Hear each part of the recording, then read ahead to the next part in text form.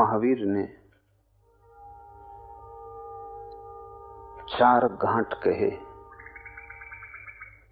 जिनसे उस पार जाया जा सकता है।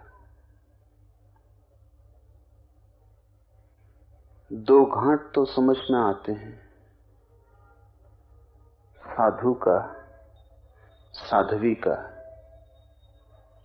शेष 2 घाट थोड़े कठिन मालूम होते हैं, श्रावक का और श्राविका का।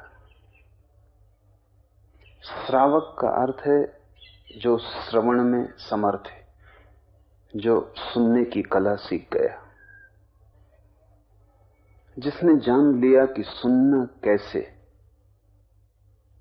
जिसने पहचान लिया कि सुनना क्या है। महावीर ने कहा है कि कुछ तो साधना कर करके उस पार पहुंचते हैं, कुछ केवल सुन के उस पार पहुंच जाते हैं। जो सुनने में समर्थ नहीं है उसे ही साधना की जरूरत पड़ती। अगर तुम सुन ही लो पूरी तरह तो कुछ करने को बाकी नहीं रह जाता, सुनने से ही पार हो जाओगे। इसी श्रवण की महिमा को बताने वाले नानक के ये सूत्र हैं। ऊपर से देखने पर अतिशयोक्तिपूर्ण मालूम पड़ेंगे कि क्या सुनने से सब कुछ हो जाएगा, और हम तो सुनते रहे हैं जन्मों जन्मों से और कुछ भी नहीं हुआ। हमारा अनुभव तो यही कहता है कि सुन लो, कितना ही सुन लो, कुछ भी नहीं होता, हम वैसे ही बने रहते हैं। हमारे चिकने घड़े पर शब्द का कोई असर ही नहीं पड़ता, गिरता है, ढलक जाता है, हम अछूते जैसे थे वैसे ही रह जाते। तो अगर हमारा अनुभव सही है तो नानक सरासर अतिशय करते हुए मालूम पड़ेंगे, लेकिन हमारा अनुभव सही नहीं है क्योंकि हमने कभी सुना ही नहीं।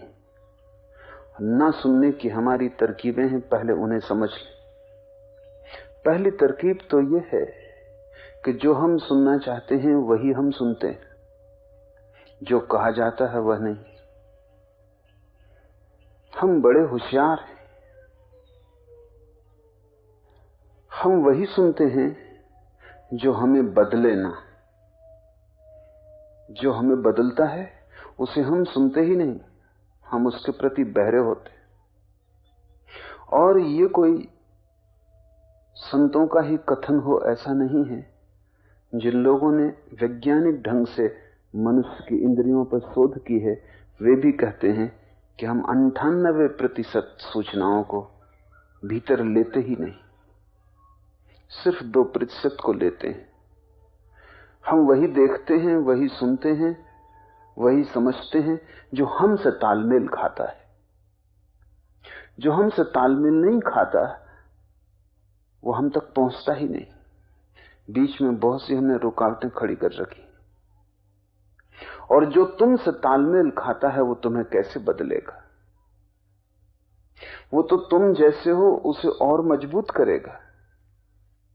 जिससे तुम्हारी बुद्धि राजी होती है, कन्विंस होती है, वो तुम्हें कैसे रूपांतरित करेगा? वो तो तुम्हें और आधार दे देगा, जमीन में और मजबूत पत्थर दे देगा जिन पर तुम बुनियाद उठा के खड़े हो जाओगे। हिंदू वही सुनता है जिससे हिंदू मन मजबूत हो।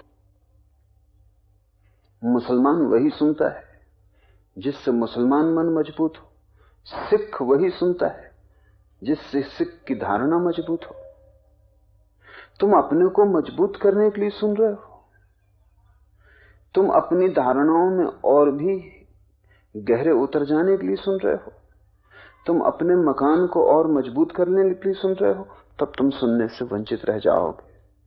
क्योंकि सत्य का न तो सिख से कोई संबंध है, न हिंदू से, न मुसलमान से।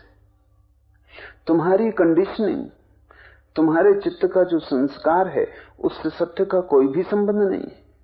जब तुम अपने सब धारणाओं को हटा के सुनोगे तभी तुम समझ पाओगे कि नानक का अर्थ क्या है। और अपनी धारणाओं को हटाने से कठिन काम जगत में दूसरा नहीं, क्योंकि वे बहुत बारीक है, महीन है, पारदर्शी है, वे दिखाई भी नहीं पड़ती, कांच की दीवार है।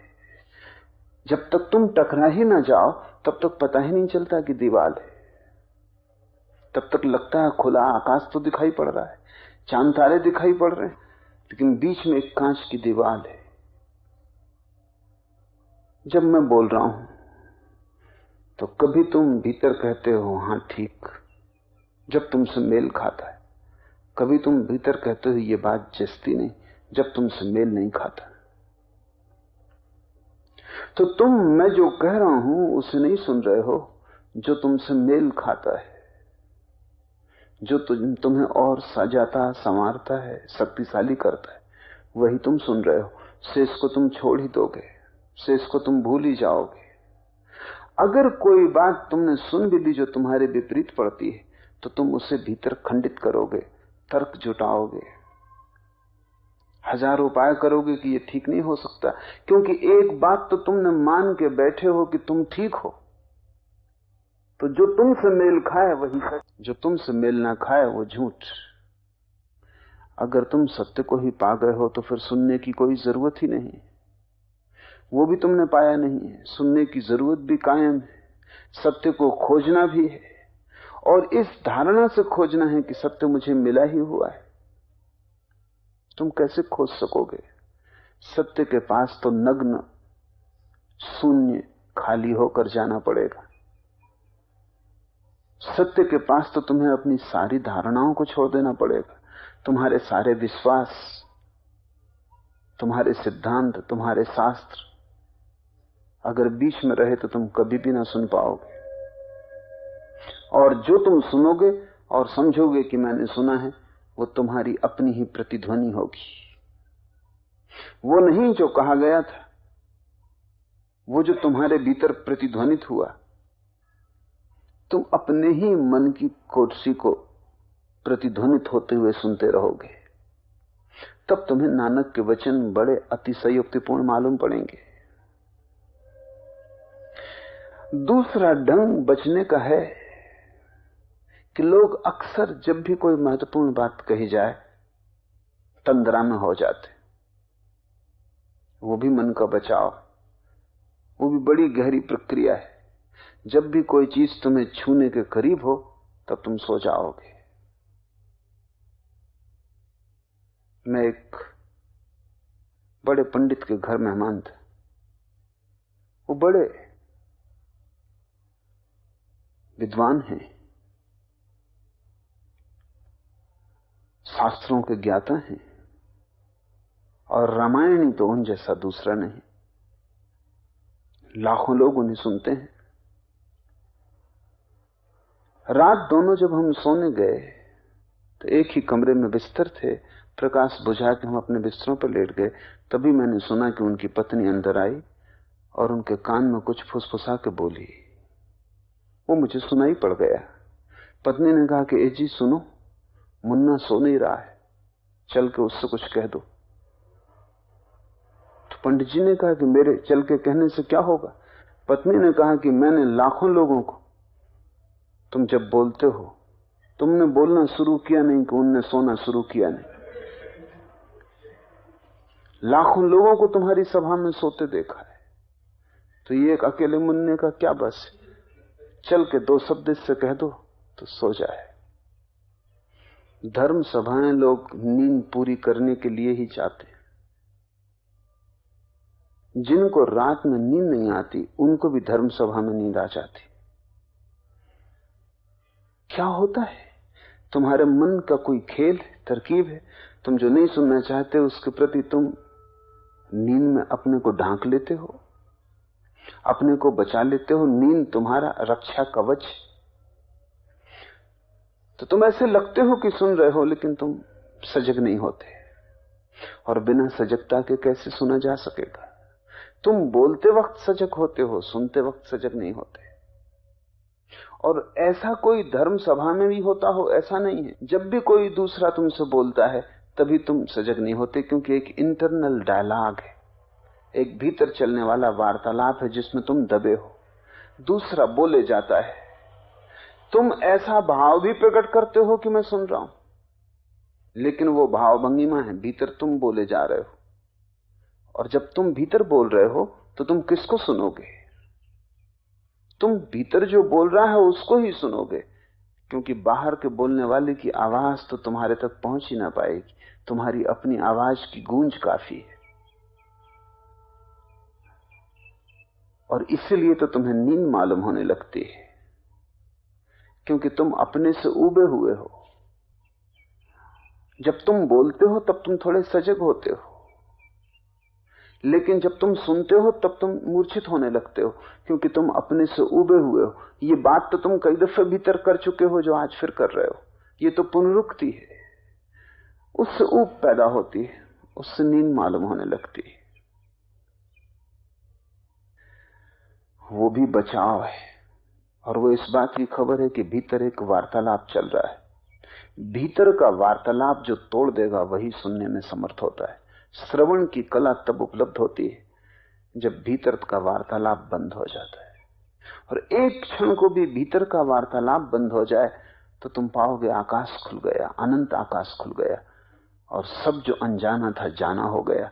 जिसकी थाह न थी उसकी थाह मिल गई, जो अपरिचित था उससे परिचय बना, जिससे कोई पहचान न थी जो अजनबी था वो अपना हुआ।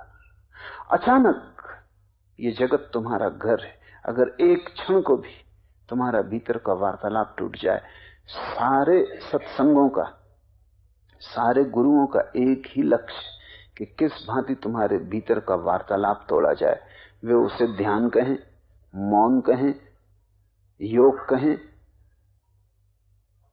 नाम स्मरण कहें, इससे कोई फर्क नहीं पड़ता। सारी चेष्टा यह है कि भीतर तुम्हारी जो एक सतर धागा चल रही शब्दों की, उसको छिन्न भिन्न कैसे करना, उसमें बीच में खुली जगह कैसे आ जाए।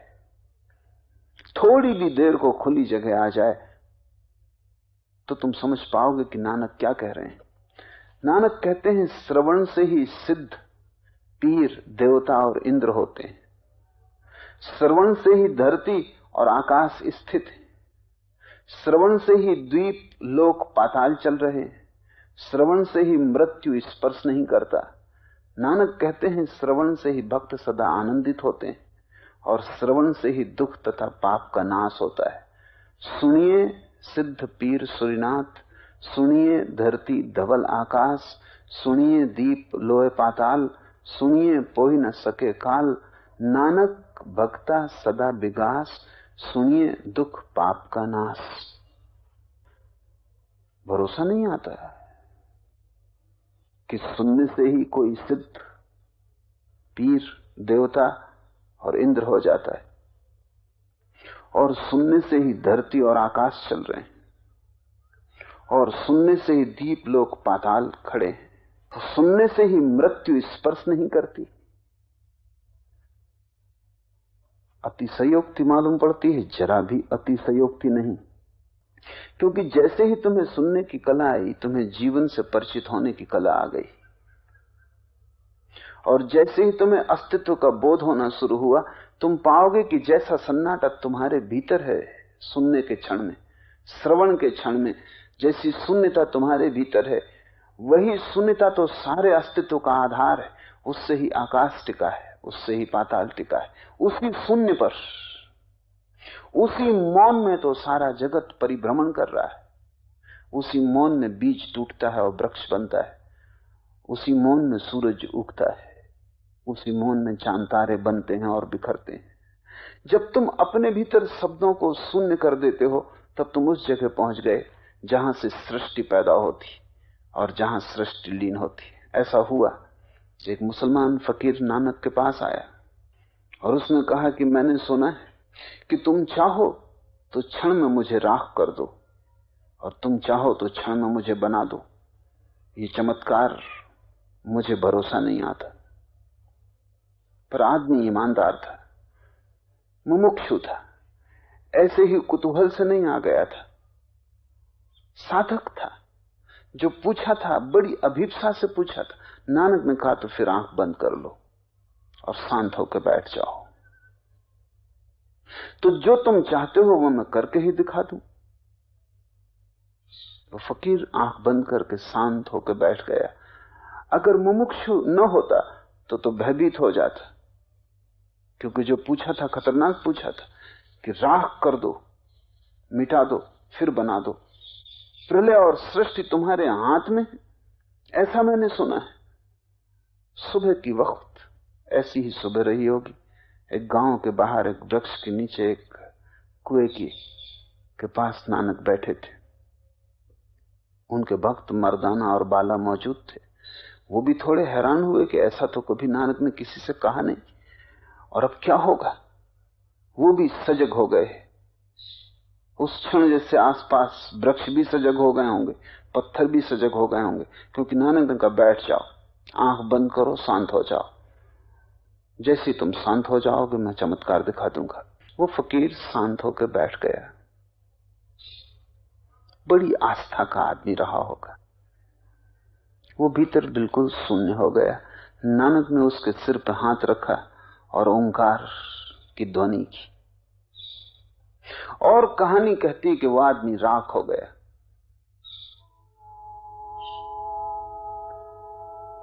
फिर नानक ने ओंकार की ध्वनि की और कहानी कहती है वो आदमी फिर निर्मित हो गया। अगर कहानी को ऊपर से पकड़ोगे तो चूक जाओगे, लेकिन भीतर ये घटना घटी। जब वो सब भांति शांत हो गया और नानक ने ओंकार की ध्वनि की, श्रवण को उपलब्ध हुआ, भीतर का वार्तालाप टूट गया। सिर्फ ओंकार की ध्वनि गूंजी। उस ध्वनि के गूंजने के बाद प्रलय की स्थिति भीतर अपने आप हो जाती। सब खो गया, सब संसार, सब सीमाएं राख हो गया, ना कुछ हो गया। भीतर कोई भी ना बचा, खोजे से भी कोई ना मिला, कोई था ही नहीं, घर सूना था। फिर नानक ने ओंकार की ध्वनि की। वो आदमी वापस लौटा। उसने आंखें खोली, उसने चरणों में सिर रखा और कहा कि मैं तो सोचता था ये असंभव है, लेकिन ये करके दिखा दिया। कहानी को मानने वाले इसे न समझ पाएंगे। वो तो समझते हैं कि वो आदमी राख हो गया, फिर राख से नानक ने उसको बना दिया।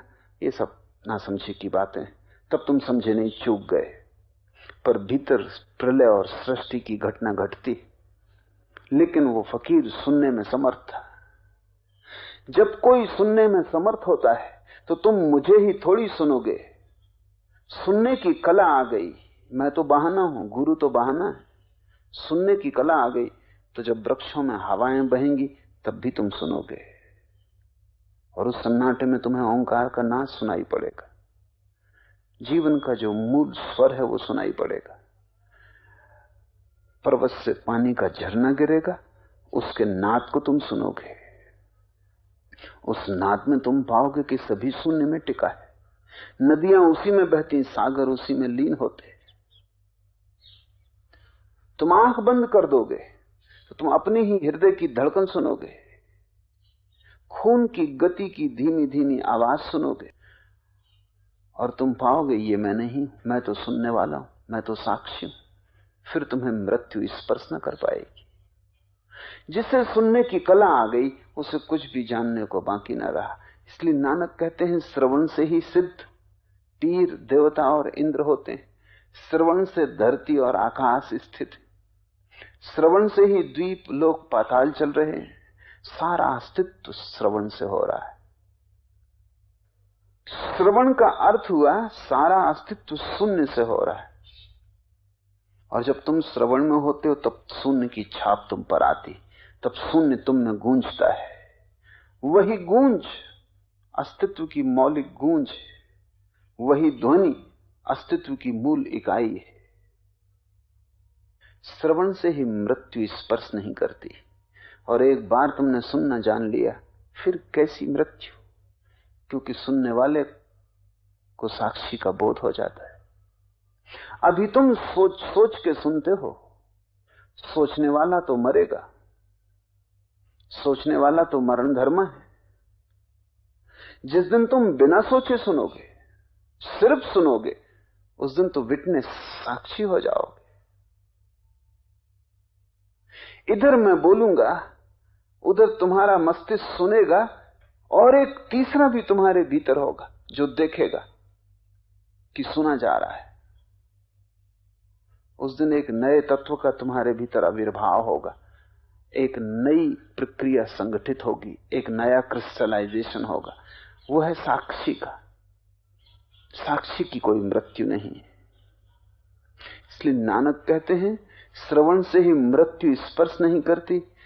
नानक कहते हैं श्रवण से ही भक्त सदा आनंदित होते हैं और श्रवण से ही दुख तथा पाप का नाश होता है।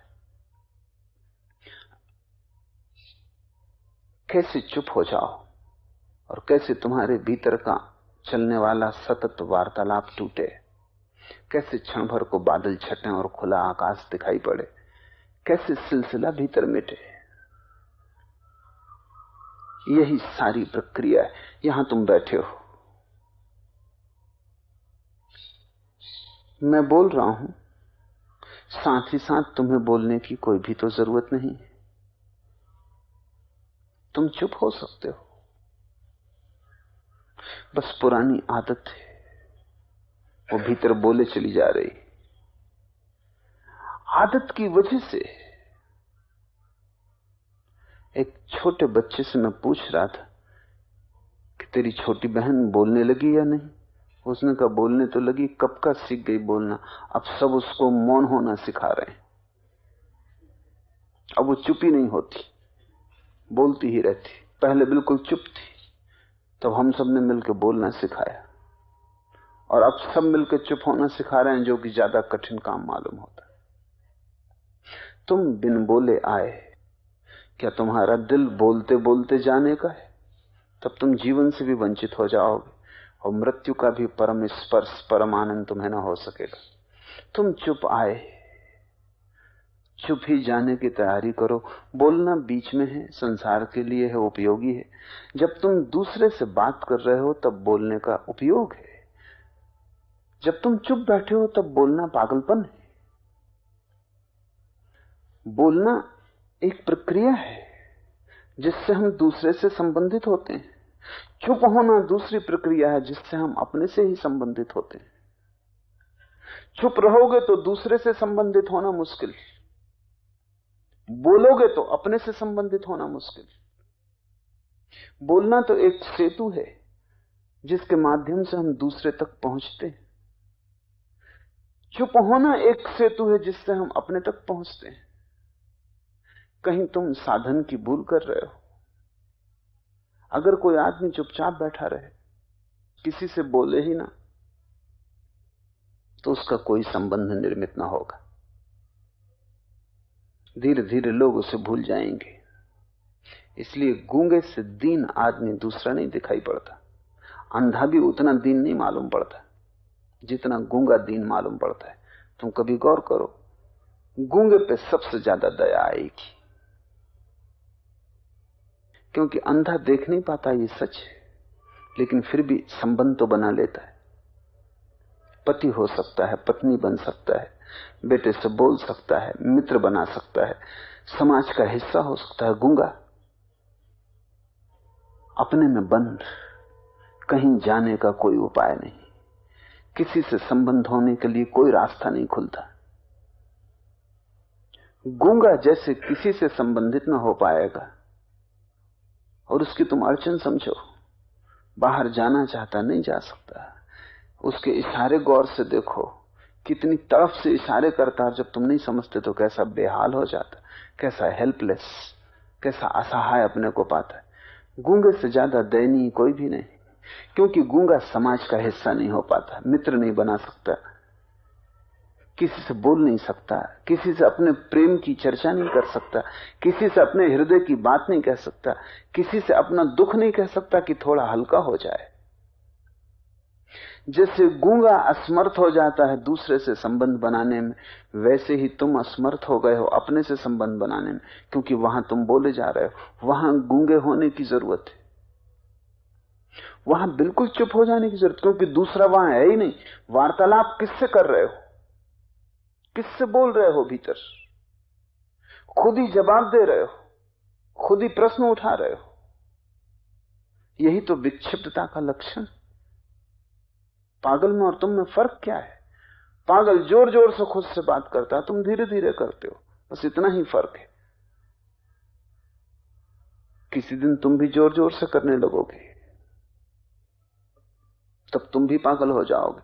अभी तुम पागलपन को जैसे दबा दबा के बैठे हो, वो कभी भी फूट सकता है, वो नासूर है, उससे मवाद कभी भी बह सकती है। भीतर की वार्ता क्यों चल रही है, क्या कारण है?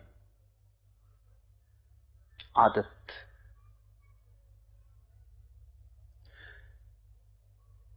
पूरे जन्म तुम्हें सिर्फ बोलना सिखाया गया है। बच्चा घर में पैदा होता है तो जो पहली बात हम सिखाने की कोशिश करते हैं वो किसी तरह बोले, और जो बच्चा जितने जल्दी बोलता है वो उतना उपयोगी सिद्ध होता है समाज में। उसको लोग प्रतिभाशाली कहते हैं, वो जितनी जल्दी बोलता है। जितनी देर से बोलता है उतना प्रतिभाहीन कहते हैं। बोलने की कला सामाजिक कला है, मनुष्य समाज का हिस्सा है। इसलिए हम पहली चिंता ये करते हैं कि बच्चा बोले, और जब बच्चा बोलता है तो माँ बाप कितने प्रसन्न होते हैं। फिर जीवन की जितनी भी जरूरतें हैं सब बोलने से पूरी होती। भूख लगी तो बोलो, प्यास लगी तो बोलो, कहो। जीवन की रक्षा है बोलने में। मौन का फायदा ही क्या है? इस जिंदगी में कोई फायदा नहीं दिखाई पड़ता। मौन इस संसार में कोई भी तो अर्थ नहीं रखता। मौन से तुम क्या खरीदोगे? मौन से क्या बाजार से लाओगे? मौन से कौन सी जरूरत पूरी होगी?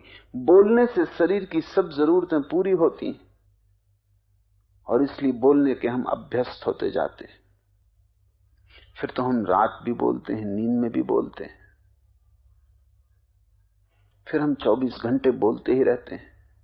फिर बोलना हमारे भीतर ऑटोनॉमस यंत्रवत हो जाता है। हम बोलते ही रहते हैं, रिहर्सल करते हैं। किसी से बोलने के पहले भीतर बोलते हैं कि क्या कहेंगे, बोलने के बाद फिर दोहराते हैं कि क्या कहा। फिर धीरे धीरे हम ये भूल ही जाते हैं कि इस बोलने के द्वारा हम कुछ खो रहे हैं। बाहर तो लाभ हो रहा है, भीतर विनाश हो रहा है। संसार में तो गति हो रही है, अपने से संबंध टूट रहे हैं। दूसरों से तो जुड़ रहे हैं, अपने से दूर जा रहे हैं। दूसरों के तो पास आ रहे हैं, खुद की निकटता खोती जा रही। फिर जितने तुम कुशल हो जाओगे इसमें, उतना ही मौन कठिन हो जाएगा। आदत, और आदत को कोई एक क्षण में नहीं तोड़ सकता। तुम समझ भी लो, तुम्हें बिल्कुल समझ में भी आ जाए कि बात सही है। खुद से बोलने की क्या जरूरत है? जब कोई चलता है तो पैर चलाता है, बैठे बैठे तो पैर चलाने की कोई जरूरत नहीं। क्योंकि कहीं और जाना हो तो पैर चलाने पड़ते हैं। जब कहीं जाने ना हो, बैठे हो, तब पैर क्यों चलाना? जब भूख लगती तब कोई खाना खाता है, जब भूख न लगी हो तब कोई खाना खाता रहे तो विक्षिप्त हो जाएगा। जब नींद आती हो तब सो जाना पड़ता है, जब नींद ना आती हो तब सोने की चेष्टा करनी, व्यर्थ परेशान होना है। लेकिन ये तुम बोलने के संबंध में कभी नहीं सोचते कि जब जरूरत हो तब हम इसका उपयोग करेंगे, जब जरूरत ना होगी तब बंद कर देंगे। ऐसा लगता है तुम भूल ही गए हो कि बोलने की प्रक्रिया रोकी और जारी की जा सकती। बिल्कुल की जा सकती, अन्यथा सारे धर्म असंभव है। धर्म संभव होते हैं मौन से। इसलिए श्रवण की इतनी तारीफ कर रहे हैं नानक। इधर श्रवण की तारीफ गौर से समझो तो मौन की तारीफ है। वो महिमा मौन की है कि तुम चुप हो जाओ ताकि तुम सुन सको क्या कहा जा रहा है। तुम अपने में ही डूबे बैठे हो, तुम अपनी ही चलाए जा रहे हो, तुम अपनी ही बोले जा रहे हो। ये समझ में आ जाए तो भी तुम इसी क्षण रोक नहीं सकते, क्योंकि आदतें समय लेती हैं जाने में, और आदतों को तोड़ना हो तो विपरीत आदत बनाने के सिवाय और कोई उपाय नहीं। तो मौन का अभ्यास करना पड़ेगा। साधुओं के सत्संग में रहने का एक ही तो अर्थ है कि तुम मौन का अभ्यास करो। गुरु के पास जाने का एक ही तो प्रयोजन है कि वहां तुम्हें बोलने को क्या है, सिर्फ सुनने को है। तुम सुनोगे, चुप बैठोगे। गुरु के पास तुम वार्तालाप करने थोड़ी जाते हो। एक मित्र कुछ दिन पहले आए, उन्होंने कहा आपसे कुछ चर्चा करनी है। चर्चा करनी हो तो आप करें, मैं सुनूंगा, लेकिन फिर मैं नहीं बोलूंगा। उन्होंने कहा कि नहीं, विचार का लेन देन। कहा आपके पास विचार हो तो मुझे कोई लेना नहीं, कुछ देना नहीं। निर्विचार हो तो मैं कुछ दे सकता हूं, और आपके पास कुछ देने को हो तो मैं लेने को राजी हूं। कुछ भी देने को नहीं है, लेकिन विचार का लेन देन करना है। लोग कहते हैं एक्सचेंज ऑफ थॉट्स। तुम्हारा पागलपन तुम मुझे दो, मेरा पागलपन मैं तुम्हें दूं। वैसे दोनों काफी पागल थे और लेन देन की कोई जरूरत न थी। गुरु के पास हम वार्तालाप के लिए नहीं आते, चुप होने आते हैं। और जब हम चुप हो जाते हैं तभी वो बोल सकता है। जब हम चुप हो जाते हैं तभी हम सुन सकते हैं। श्रवण की महिमा को तुम मौन की महिमा समझना, क्योंकि श्रवण संभव ही तभी होगा जब तुम चुप हो। और तुम्हारे चुप होने के लिए तुम्हें थोड़े अभ्यास करने पड़ेंगे। क्या करोगे चुप होने के लिए? कुछ और ज्यादा करना नहीं। कभी दिन में 24 घंटे में जब सुविधा हो, घड़ी भर के लिए शांत होकर बैठ जाओ। भीतर का वार्तालाप चलेगा, तुम उसमें सहयोगी मत बनो। ये सूत्र है। चल रही है चर्चा भीतर, तुम सुनो जैसे कोई दो आदमी बात कर रहे हैं, लेकिन तुम दूर रहो। तुम उसमें बीच में मत पड़ जाओ, तुम उलझो मत। तुम सुनते रहो कि मन का ये कोना मन के दूसरे कोने से बोल रहा है, मैं सुन रहा हूं। जो आए आने दो, न तुम दबाओ, न तुम हटाओ, न तुम रोकने की कोशिश करो, तुम सिर्फ साक्षी रहो। बहुत कुछ कचरा निकलेगा, क्योंकि बहुत कुछ तुम दबाए बैठे हो और मन को कभी खुली छूट नहीं मिली, फुर्सत नहीं मिली। जब फुर्सत दोगे तो मन घोड़ा जैसे लगाम टूट गई ऐसा भागेगा। भागने दो, तुम बैठे देखते रहो। बस उस देखने में ही धीरज, क्योंकि तुम्हारी तबीयत होगी घोड़े पे सवार हो जाओ, तुम्हारी तबीयत होगी लगाम पकड़ लो, तुम्हारी तबीयत होगी घोड़े को बाएं चलाओ कि दाएं चलाओ। पुरानी आदत, उसे तोड़ने के लिए तुम्हें थोड़ा सा धैर्य रखना पड़ेगा कि घोड़े को जाने दो, मन जहां जाए जाने दो, मैं सिर्फ देखूंगा, मैं कोई नियंत्रण न करूंगा। एक शब्द दूसरे शब्द को लाएगा, क्योंकि सब चीजें जुड़ी हैं। एक शब्द उठेगा, हजार शब्द उठेंगे, क्योंकि कोई भी चीजें असंबंधित नहीं है। फ्रायड ने इस प्रक्रिया का बड़ा उपयोग किया। यह योग की बड़ी पुरानी प्रक्रिया है। फ्रायड को तो शायद पता भी नहीं था, लेकिन उसने पूरे मनोविश्लेषण को इसी के ऊपर आधारित किया, फ्री एसोसिएशन ऑफ थॉट।